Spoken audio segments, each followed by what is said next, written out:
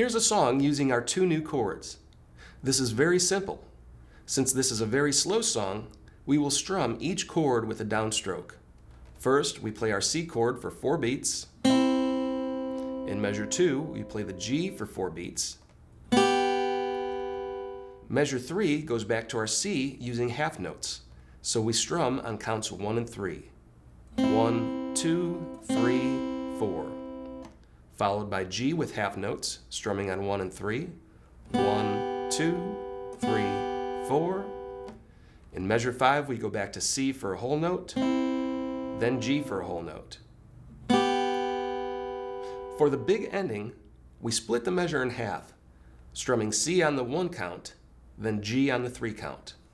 1, 2, 3, 4, ending on the C chord in measure 8 for a whole count. Let's put it all together with a tempo starting at 50 BPM, then again at 100 BPM.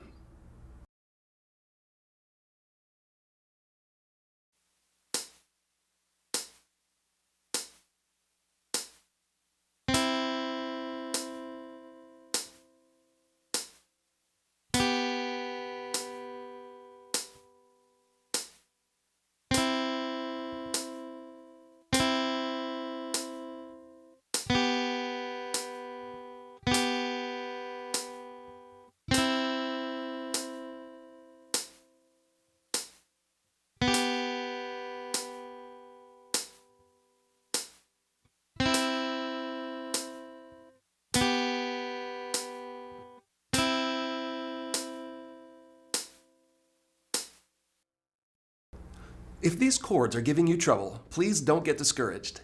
Keep playing through the following exercises. You will find that the individual note exercises will build up your strength, and by the second time through this section, you'll be playing these chords a lot better.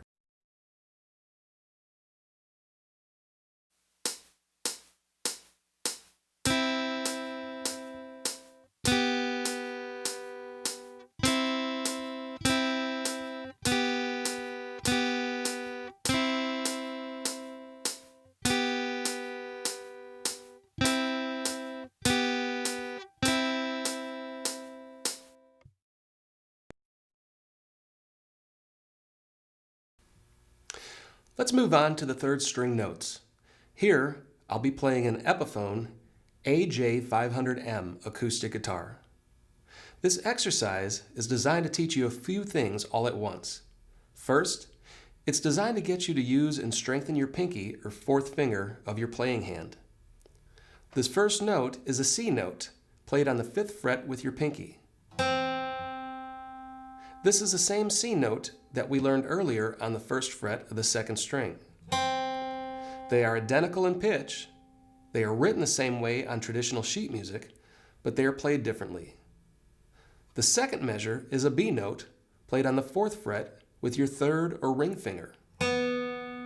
This B note is the same pitch as the open B note on the 2nd string, and it is written the same way on sheet music.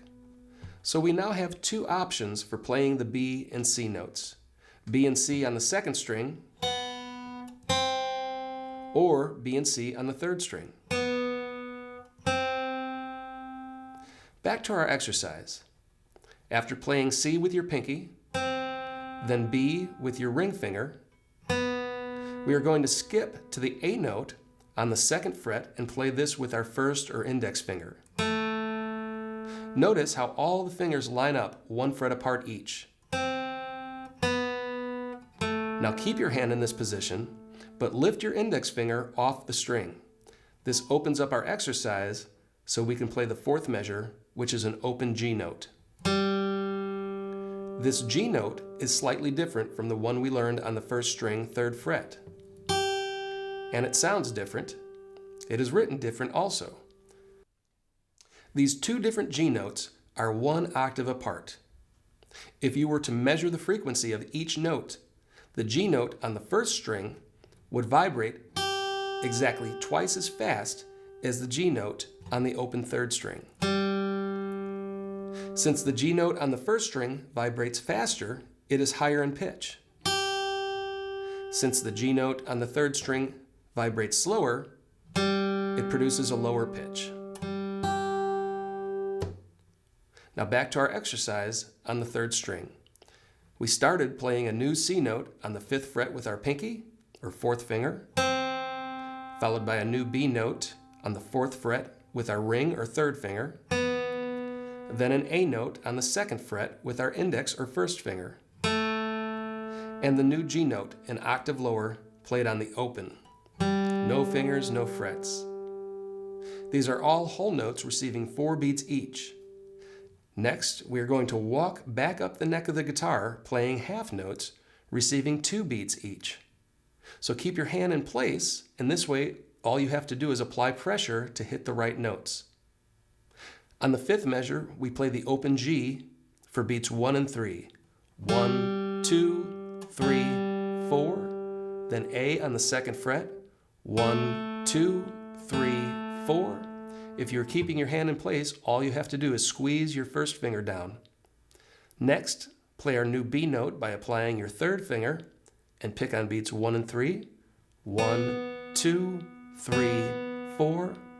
Finally, for the big ending, we are back to our new C, played as a whole note on the 5th fret. 1, 2, 3, 4. And don't forget to use alternate picking strokes for each note. Down, up, down, up. Let's put it all together with a tempo of 60 BPM.